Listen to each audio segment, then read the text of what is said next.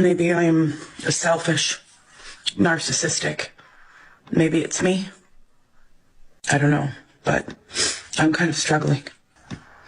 I can't seem to remember anything bad. I just remember all the good things.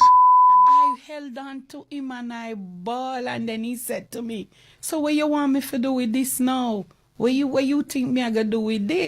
I feel like he has moved on and he is healed and moved on and doesn't care about me, which still just sucks, you know? I can't imagine, My husband is currently packing his bags and also packing our kids' stuff because he is going to leave to another state, all because I cheated on him with a mutual friend. My husband and I have been together for a while. No, I don't think there was any issues in the relationship or marriage whatsoever. I actually thought our life was pretty perfect, but then I decided to talk to one of our mutual friends and one thing led to another. I think I was just really tired of the fact that my husband was constantly working to make sure that we had a roof over our heads and to make sure that everything was paid, and so I just felt very lonely, so I decided that I was just going to message his friend, just like we are friends, nothing else, that was it. And then all of a sudden it just led to something else. I mean, at least I had the balls to actually tell my husband what was going on because I could have kept it from him. I could have just moved on without telling him shit. After I told him, I was very surprised about his reaction because he was not freaking out or panicking. He just said, okay, and then he said he was going to pack his shit and go, but he was also going to take the kids. He was very demure, if I can say that word.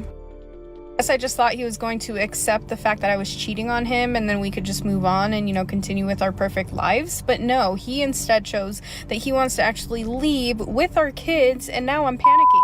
Her husband was going to work every single day, keeping the lights on, roof over the kids, bills paid, food on the table, and she was lonely.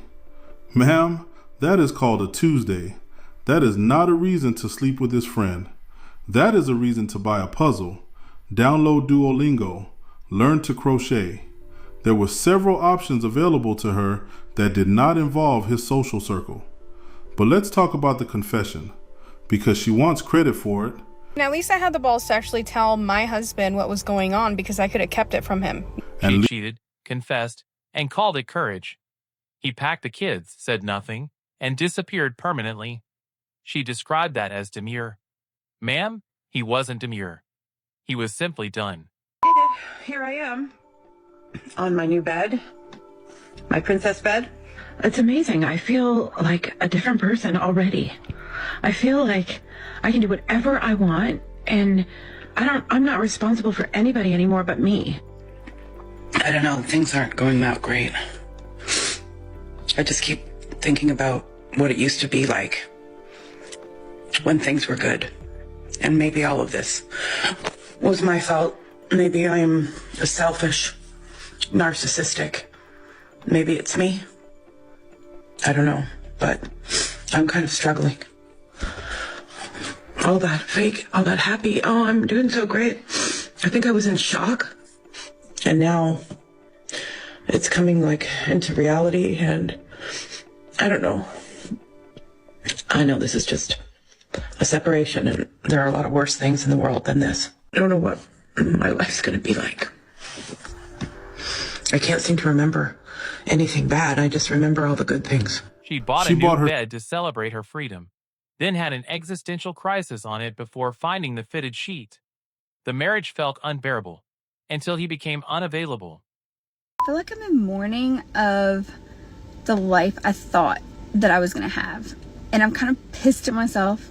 I stayed in a marriage for 23 years and built up a family and my ex's career and everything. And we literally just got to where it was supposed to be everything we dreamed of. Like, owned a company, making, almost $1 million. And that was my breaking point. And I left it all. I should have just stayed. It wasn't that bad. You made it 23 years. You made 26 years total. Your kids are college and one's almost out of high school. You made it. It didn't matter at this point. They can do their own separate life and all that. You made it to the point where you guys were making so much money and you had big houses and you could do whatever you want and you can relax. And I literally just called my friend and I was freaking out because I'm my biggest I'm the biggest person that keeps me back. Like, I'm terrified. I don't have 401k. My counsel did not have my back. I was so traumatized when I got out, and then terrorized for the next year that I couldn't even think straight to help the people that wanted to help me, and the people I entrusted to help me didn't help me. And there's just timelines that you can't stop. And so I could have stayed. I'm so mad that I think this way. I could have stayed. My life would have been so much easier. I could have just gone and done whatever I wanted. Kind of. I mean, I say that, and then I think as I say that, I'm like, but you couldn't. It's like so weird that my brain thinks that way. And I called my girlfriend and I told her, I was like, I probably should have just stayed. I should have just stayed. It wasn't that bad. And she just started, she's like, Jenna, what are you talking about? Like, literally, they were horrible to you. They told you to shut up. They told you not to breathe, not to eat. Every little part of your life, every day you were miserable and you were crying. You are not remembering that. And then I just keep thinking, I'm like, but I had a huge house and all my bills were paid for, and I never had to think how they were going to get paid. My grass was cut, well, not the last year of separation. But you know what I mean? All the basic things that keep the image up. And I gave up my entire image that I was trained to have for my family for 23 years. Like, I was the stay-at-home mom, and I made the image of we were the perfect family. I have beautiful children. They were dressed right. They, did top sports like cheer and football and went to all that stuff. And I was, the cheer mom and, did all that stuff and then did photography on the side just to make money, to make ends meet while he built his career up. And I stayed long enough to just give it all up when it was like right there.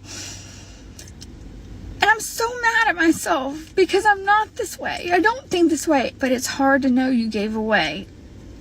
My ex will probably never make less than $1 million every year. And I'm starting over. And basically as if I'm a 20-year-old again. And it just doesn't seem fair. She survived 23 hard years and left the week they hit $1 million. When asked what she missed most, she said the lawn was always cut. Because I remember like when my ex-husband, and this is so funny to come, when the leaving, when the real leaving, when the marital home break up and he's going somewhere else, and currently I live where I live, and that feeling as if my whole life, and he came just to hand over some stuff, and I was holding on to him and I was crying. Sheena, I bawl. I held on to him and I bawl, and then he said to me, so what you want me to do with this now? Routine handoff. She broke down crying. He looked at her calmly and asked 7 words. So what you want me to do with this? I'm frustrated because I, my whole world got disheveled. And I feel like he has moved on and he is healed and moved on and doesn't care about me, which I don't want him to come back into my life, but it still just sucks, I can't imagine, thank you guys for sharing stuff, like stories that you've gotten through this and it's been however many years, because I could not imagine that. She didn't want him back. She just didn't want him okay without her. She wanted the exit and his grief simultaneously. He accepted the resignation instead. No counteroffer, no negotiation, no looking back. She said break. He heard done. She authored the ending and never anticipated what moving on would actually cost her to witness.